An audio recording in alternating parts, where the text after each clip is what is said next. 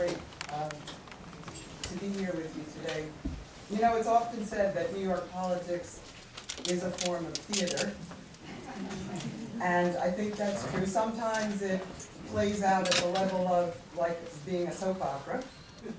I won't fill in the details. I'll let you choose whatever episode you want to plug into that. Sometimes, though, it does rise, I think, to the level of Shakespearean drama. One thing that I think is interesting about that is that we sometimes see the words and the wisdom and the poetry and the message of Shakespeare playing out in our own New York political scene.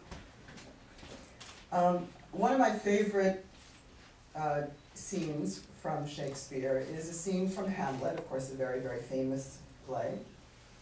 And the scene is a somewhat famous scene. It's a scene between Polonius, who's the Lord Chamberlain, which is kind of like being the chief of staff. And Polonius was the chief of staff to the new king of Denmark, and he was also the chief of staff to the old king of Denmark, and obviously had like a lot of political issues that he had to handle. But Polonius, in this one particular scene, is talking to his son Laertes. And one of the things I like about this scene is it's kind of off the main drama of the play. It's kind of almost like a little sideshow. So Laertes is off to college in Paris, and they're in Denmark, of course.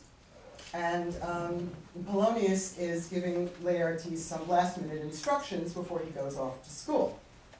And some of these, of course, are well known. But he tells him some things that are the kinds of things that a father tells his son. Okay? Kinds of things a father tells his son. Like he says, make friends, but don't party too much. He tells him, don't get into fights, but if you do, make sure that you win them. This is standard advice I think that fathers are still giving their sons when they go off to college today. He also gives him some financial advice, which is, and this is a famous line, of course, from Hamlet, neither a borrower nor a lender be. I think the banks have been studying this. But at the end of the monologue, he gives his most heartfelt instructions to his son Laertes. And he says to Laertes, above all else, to thine own self be true.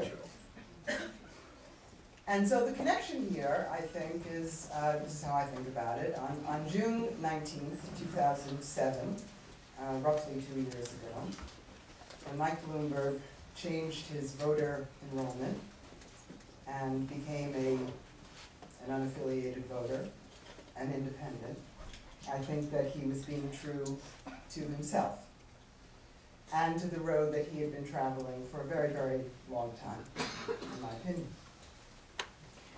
You know, independents are kind of a wild bunch. We don't agree on very much, but there are two core principles that I think we all agree on. One is that partisanship is the enemy of progress, and the other is that independents are the engine for the change we need.